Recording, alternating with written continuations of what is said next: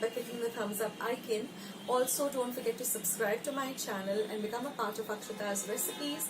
Once you have subscribed, there is a small little bell icon that will pop up, so just click on that.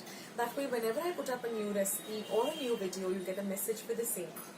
So on that note, I'll say bye and I'll catch you in my next video sooner than you think.